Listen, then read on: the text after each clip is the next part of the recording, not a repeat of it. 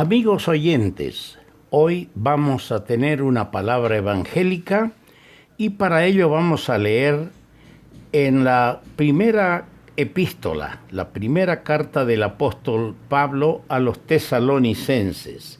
Y vamos a leer el capítulo 1 y un solo versículo, el versículo 9, que dice así: porque ellos mismos cuentan de nosotros la manera en que nos recibisteis y cómo os convertisteis de los ídolos a Dios para servir al Dios vivo y verdadero. Nuestro tema de hoy es la conversión. Debemos empezar señalando que no solo a los idólatras tesalonicenses, porque era un pueblo idólatra, eran paganos, no solo a ellos les era necesaria la conversión. La conversión es de absoluta necesidad para todos. ¿Por qué? Surge la pregunta. En primer lugar, quiero señalar dos cosas por las que es necesaria a todos la conversión. Primero leo un texto en el Salmo 51:5. Son palabras del rey David. He aquí, en maldad he sido formado. Por eso es necesaria la conversión. Por eso es necesario, como le dijo el Señor a Nicodemo una noche, al rabino, al maestro de la ley: os es necesario nacer de nuevo. Es necesario nacer otra vez. ¿Por qué? Porque nacimos en maldad, como hemos leído, en maldad he sido formado. Nuestro padre Adán fue creado inocente, pero luego dio sus espaldas a Dios. Igualmente nosotros, todos vivimos dándole las espaldas al Creador. Es por esa razón la necesidad de nacer de nuevo.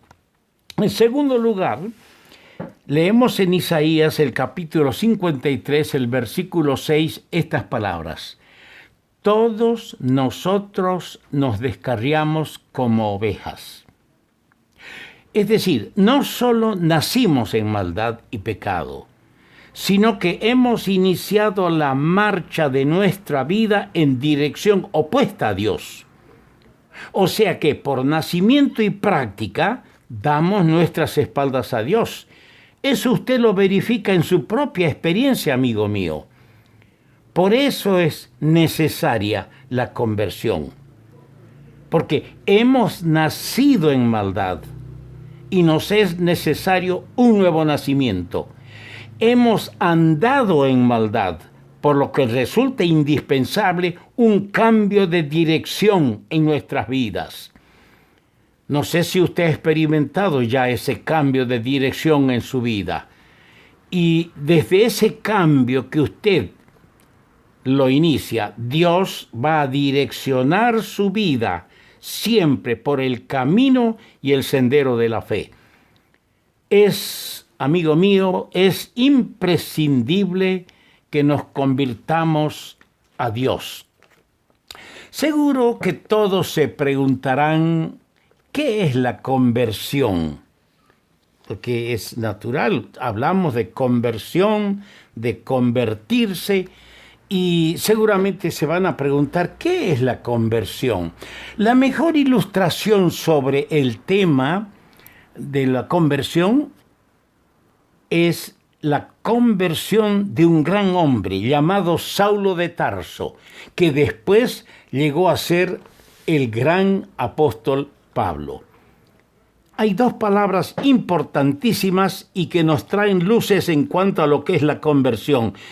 Cuando él estaba dando su testimonio frente al rey Agripa, fíjese lo que le dijo en el capítulo 26, versículo 9, al rey Agripa: yo ciertamente había creído o había pensado, era mi deber hacer muchas cosas contra el nombre de Jesús de Nazaret. Y voy a leer ya el versículo 19.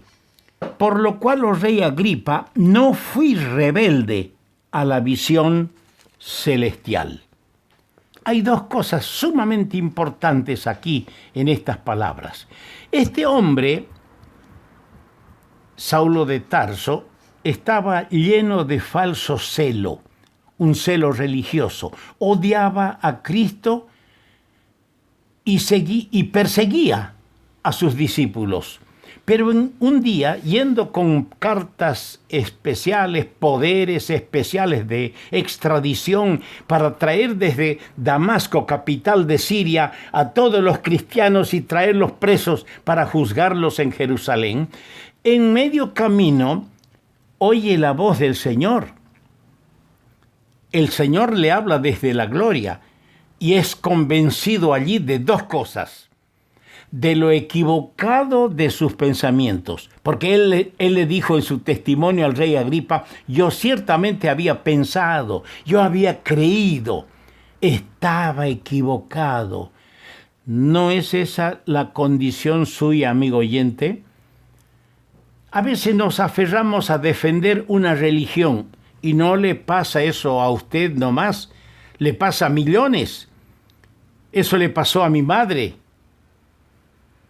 que se aferraba a defender su religión porque era la religión de sus mayores, de sus ancestros, porque estaba acostumbrada a sus prácticas.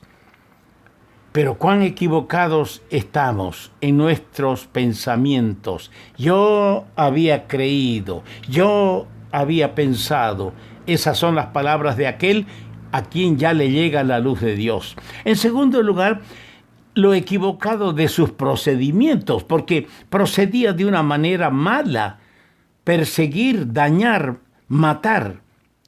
Y cuando da su testimonio, le aclara que sus procedimientos no eran los correctos. Le dice al rey: Rey, yo no fui rebelde a la visión celestial cuando Cristo le apareció en el camino y le dio las órdenes y los nuevos instructivos para su vida. Su vida anterior fue una de desobediencia, pero desde ese momento dio media vuelta y anduvo en el camino de Dios hasta que ofreció un día su vida por el Señor.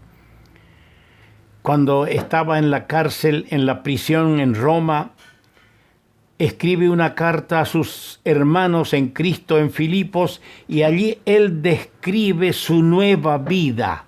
Después de convertirse, su nueva vida, en una breve frase: para mí el vivir es Cristo. ¡Qué lindo tema! El cristiano, el que sabe que ha sido recibido a misericordia, que ha sido perdonado, quiere vivir que Cristo sea su todo, porque en Él halló su todo. Antes de convertirse, Pablo decía: hago lo que yo quiero. Pero ahora dice: Señor, ¿qué quieres que haga? Fue su respuesta a Jesús, a quien él perseguía y que le habló desde la gloria. Señor, ¿qué quieres que haga? Ahora no va a hacer lo que él quiere, hará lo que quiere su Salvador. Yo ando por el campo, en las ciudades, en las oficinas, repartiendo literatura, folletos, predicando. Un día encontré una viejita. La viejita me dijo, cuando le ofrecí un folleto y le dije: ¿de qué es esto? Es del Evangelio de Jesucristo. Ay, dijo, Dios me libre de cambiar mi religión. Sus palabras textuales: Dios me libre de cambiar mi religión. Entonces yo le dije: señora, hay más de 2000 religiones en el mundo. Usted puede abrazar una religión, una por año, y le sobran las religiones todavía. Pero quiero decirle que la religión no es la conversión que Dios quiere. Todos tenemos que pensar seriamente le dije que tenemos que convertirnos a Dios porque estamos por mal camino. Hemos nacido en pecado. Religiones hay muchas. Y solo hay conversión cuando la verdad de Dios nos cambia a nosotros y empieza en nuestra vida a manifestarse los buenos frutos. Eso se verifica en la vida de Saulo. Eso se verifica en la vida de Saulo. En el capítulo 9 encontramos el día de su conversión y es muy lindo, muy interesante. Me gustaría, si usted tiene Biblia, lo compruebe leyendo el capítulo 9 de los Hechos de los Apóstoles. En el versículo 11 leemos estas palabras que Dios le dijo a un siervo suyo que vivía allí en Damasco, un tal Ananías. Le dijo en el versículo 11 del capítulo 9, el Señor le dijo: levántate, Ananías, y ve a la calle que se llama Derecha, y busca en casa de Judas a uno llamado Saulo de Tarso, porque he aquí él ora. Esta es la primera señal, la primera muestra del gran cambio operado en la vida de Saulo de Tarso. Ahora su rostro se dirige a Dios con reverencia y dependencia. Esto es una señal de conversión. ¿Acostumbra usted orar a Dios? ¿Dirigir su rostro a Dios sin necesidad de otros intermediarios? ¿Le habla a Dios? ¿Es Él su Dios? ¿Él es su Padre? He aquí él ora. Esta es la primera muestra.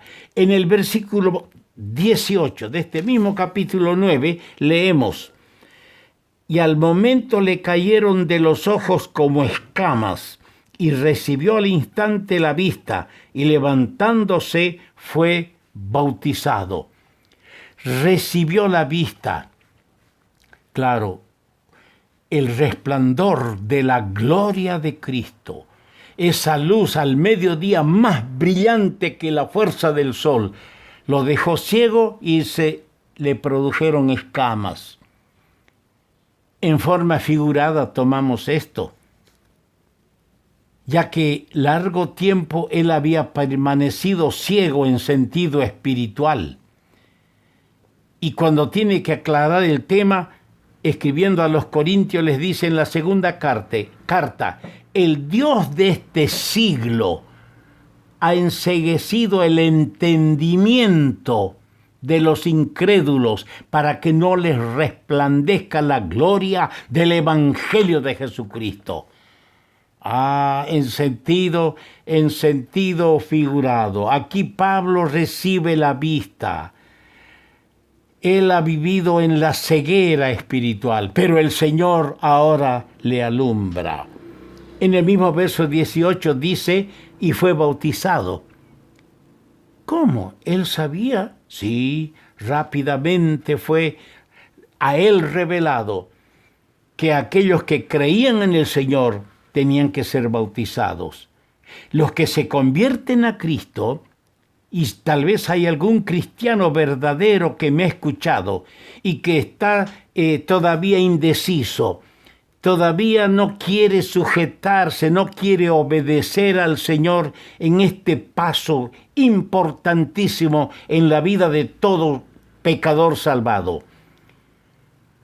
Debe saber que los que se entregan, se convierten a Cristo, nacen de nuevo, deben procurar, a pesar de sus luchas, obedecer al Señor en este mandato.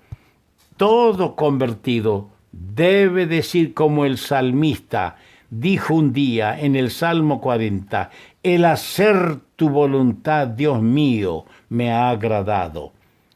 En este mismo capítulo 9, verso 20 dice, enseguida predicaba a Cristo en las sinagogas, diciendo que este era el Hijo de Dios. Fíjese los pasos.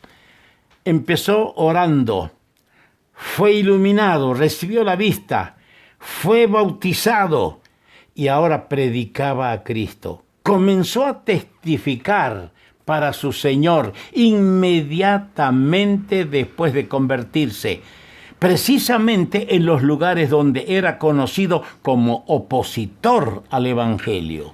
No se avergonzaba. Más tarde escribiría su carta a los cristianos en Roma diciéndoles: no me avergüenzo del Evangelio, porque es el poder de Dios para salvación a todo aquel que cree. ¿Qué de ti, cristiano, te avergüenzas de dar testimonio del Señor? Estos son los pasos del verdadero convertido. Y, por último, en el versículo 26, cuando llegó a Jerusalén, trataba de juntarse con los discípulos. Allí llegó y buscaba a los que antes perseguía. ¿Quién había buscado cuando estaba ciego espiritualmente, antes de convertirse? ¿Quién había estado en una búsqueda incesante para destruir a los creyentes? Busca ahora su amistad y compañía. Eso es lo que pasa con el que se convierte a Dios. Busca a sus hermanos en Cristo. El amor hacia los hermanos es una de las señales más inequívocas de la conversión a Dios. Es pues la conversión un cambio de pensamiento. Es la conversión un cambio de actitud con respecto a nosotros mismos, al pecado también, y con respecto a Dios. Es confianza en su palabra. Dios quiera que este pensamiento sobre la conversión traiga luz para que tu alma sea iluminada y tú busques al Señor, quieras nacer de nuevo, quieras convertirte ya, entregarle tu vida al Señor. Qué feliz serás, ya verás qué linda es la vida siguiendo al Señor Jesucristo.